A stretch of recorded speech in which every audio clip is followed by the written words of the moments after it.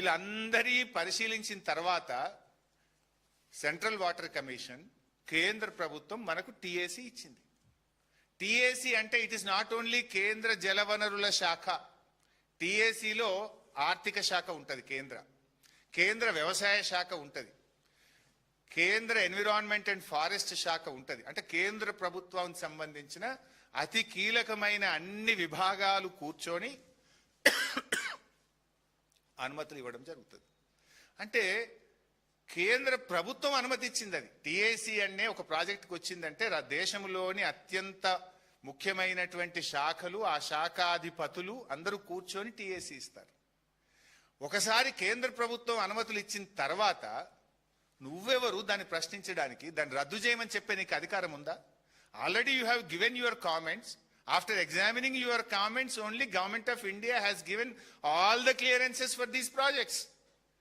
అసలు దేశ చరిత్రలో, భారతదేశ చరిత్రలో ఏ రాష్ట్రంలో కూడా అనుమతులు వచ్చిన తర్వాత దాన్ని రివ్యూ చేసింది కానీ దాన్ని రద్దు చేయమని అడిగిన చరిత్ర ఈ దేశంలో ఎప్పుడూ జరగలేదు. ఈ దేశ చరిత్రలో ఎప్పుడూ జరగలేదు.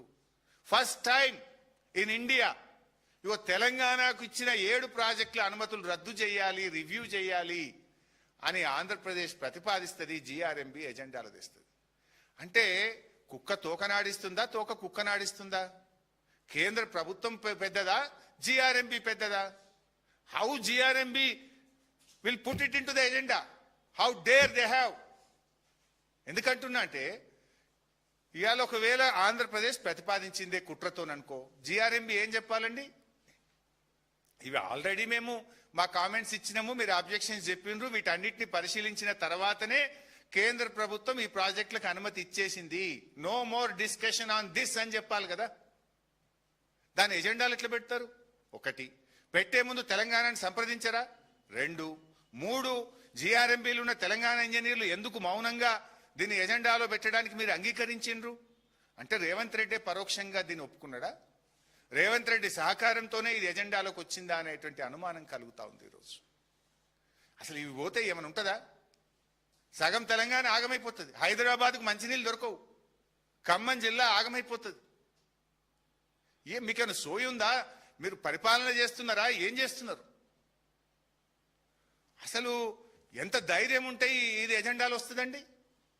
గుండె రగిలిపోతుంది ఒక ఉద్యమకారుడిగా. ఇలా తెలంగాణలో ఉన్న ఏ ఉద్యమకారుడైనా సరే, తెలంగాణ పౌరుషం ఉన్న ఏ వ్యక్తికైనా కూడా ఇలా ఆవేశం వస్తుంది ఈ ఎజెండా చూస్తూ ఉంటే. మీరు ఏం చేస్తున్నారు అసలు?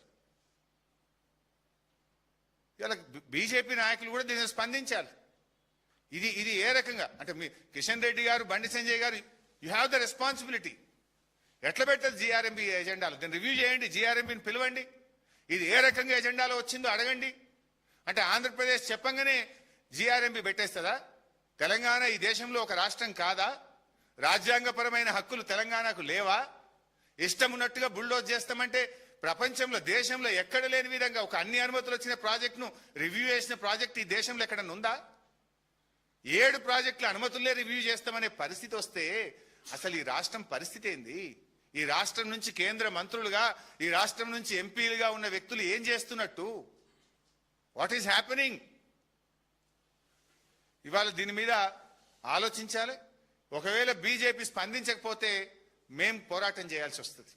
ఇవాళ మీరు కూడా చంద్రబాబుకు భయపడి కేంద్ర మంత్రులు, బీజేపీ మరి పెదవులు మూసుకుంటారా, తెలంగాణ ప్రయోజనాలు కాపాడతారా కూడా ఇవాళ బీజేపీ కూడా తేల్చుకోవాల్సినటువంటి అవసరం ఉంది.